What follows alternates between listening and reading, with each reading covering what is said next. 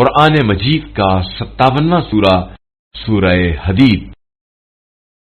شروع نام سے اللہ کے جو بڑا مہربان نہایت رحم کرنے والا ہے۔ محو تسبیح پروردگار ہے ہر وہ چیز جو زمین و آسمان میں ہے، اور وہ پروردگار صاحب عزت بھی ہے اور صاحب حکمت بھی ہے۔ آسمان و زمین کا کل اختیار اسی کے پاس ہے، اور وہی حیات و موت کا دینے والا ہے اور ہر شے پر اختیار رکھنے والا ہے۔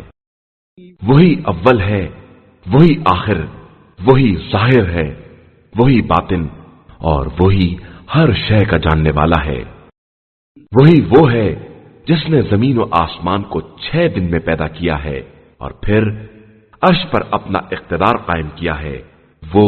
ہر اس چیز کو جانتا ہے جو زمین میں داخل ہوتی ہے یا زمین سے خارج ہوتی ہے، اور جو چیز آسمان سے نازل ہوتی ہے اور آسمان کی طرف بلند ہوتی ہے، اور وہ تمہارے ساتھ ہے تم جہاں بھی رہو، اور وہ تمہارے اعمال کا دیکھنے والا ہے۔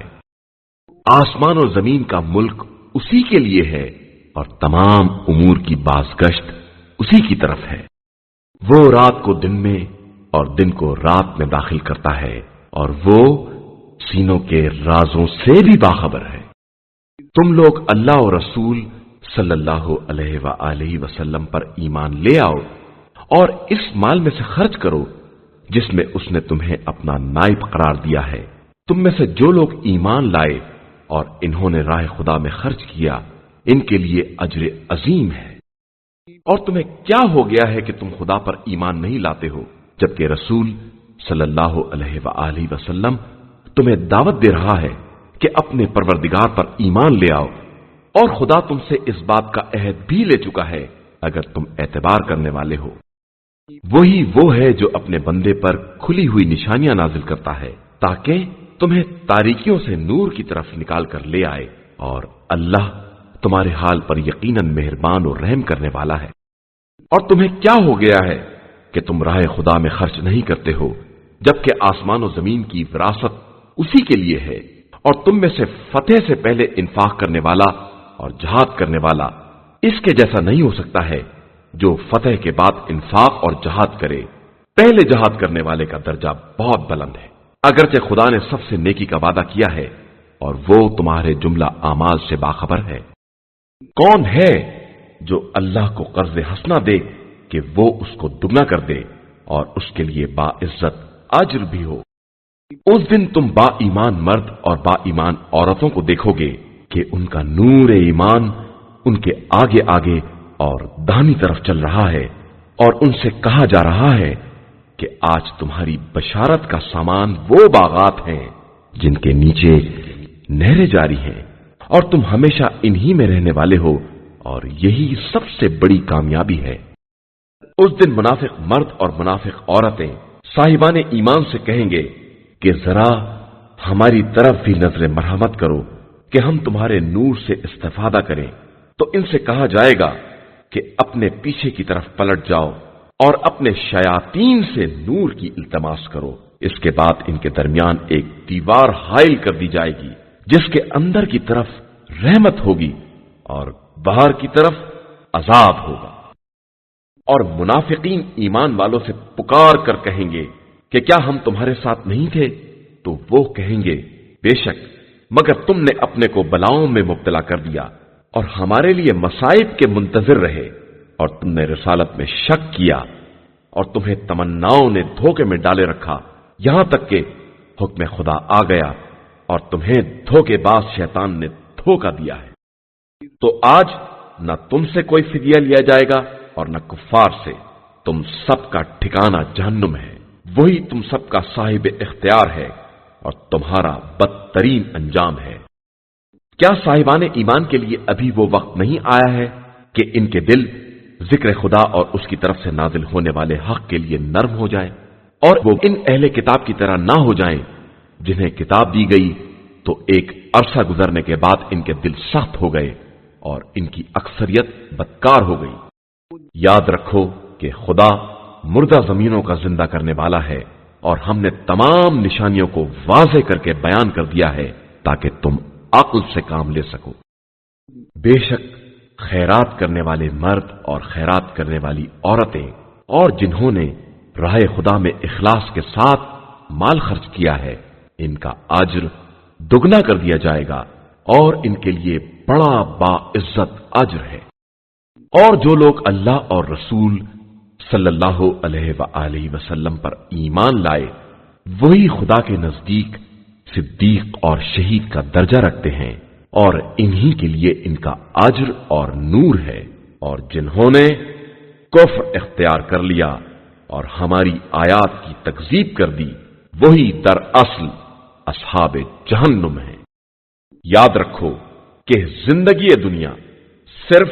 ایک کھیل، تماشا، آرائش، باہمی تفاخر اور اموال و اولاد کی کثرت کا مقابلہ ہے، اور بس جیسے کوئی بارش ہو جس کی قوت نامیہ کسان کو خشک کر دے اور اس کے بعد وہ کھیتی خشک ہو جائے،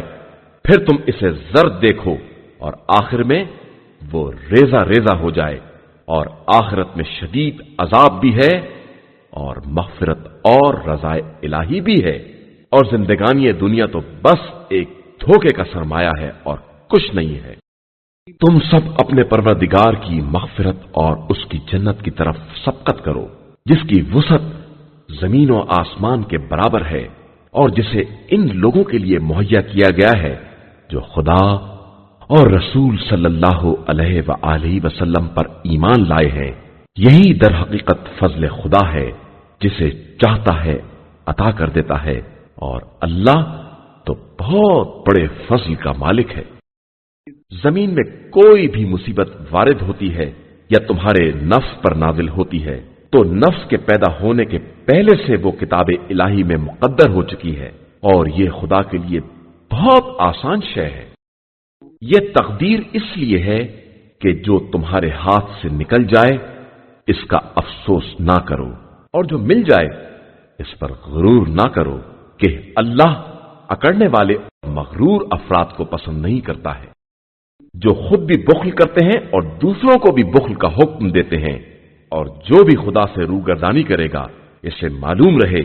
کہ خدا سب سے بے نیاز اور قابل حمد و ستائش ہے۔ بے شک ہم نے اپنے رسولوں کو واضح دلائل کے ساتھ بھیجا ہے، اور ان کے ساتھ کتاب اور میزان کو نازل کیا ہے تاکہ لوگ انصاف کے ساتھ قیام کریں، اور ہم نے لوہے کو بھی نازل کیا ہے جس میں شدید جنگ کا سامان اور بہت سے دوسرے منافع بھی ہیں، اور اس لیے کہ خدا یہ دیکھے کہ کون ہے جو بغیر دیکھے اس کی اور اس کے رسول کی مدد کرتا ہے، اور یقیناً اللہ بڑا صاحب قوت اور صاحب عزت ہے۔ اور ہم نے نوح اور ابراہیم کو بھیجا اور ان کی اولاد میں کتاب اور نبوت قرار دی، تو ان میں سے کچھ ہدایت یافتہ تھے اور بہت سے فاسق اور بدکار تھے۔ پھر ہم نے انہی کے نقش قدم پر دوسرے رسول بھیجے، اور ان کے پیچھے عیسی ابن مریم کو بھیجا اور انہیں انجیل عطا کر دی، اور ان کا اتباع کرنے والوں کے دلوں میں مہربانی اور محبت قرار دے دی۔ اور جس رہبانیت کو ان لوگوں نے از خود ایجاد کر لیا تھا اور اس سے رضا خدا کے طلبگار تھے، اسے ہم نے ان کے اوپر فرض نہیں قرار دیا تھا، اور انہوں نے خود بھی اس کی مکمل پاسداری نہیں کی، تو ہم نے ان میں سے واقعاً ایمان لانے والوں کو اجر عطا کر دیا، اور ان میں سے بہت سے تو بالکل فاسق اور بد کردار تھے۔ ایمان والو، اللہ سے ڈرو اور رسول صلی اللہ علیہ وآلہ وسلم پر واقعی ایمان لے آؤ، تاکہ خدا تمہیں اپنی رحمت کے دوہرے حصے عطا کر دے، اور تمہارے لیے ایسا نور قرار دے دے جس کی روشنی میں چل سکو، اور تمہیں بخش دے، اور اللہ بہت زیادہ بخشنے والا اور مہربان ہے۔ تاکہ اہل کتاب کو معلوم ہو جائے کہ وہ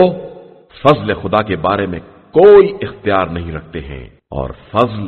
تمام تر خدا کے ہاتھ میں ہے، وہ جسے چاہتا ہے عطا کر دیتا ہے، اور وہ بہت بڑے فضل کا مالک ہے۔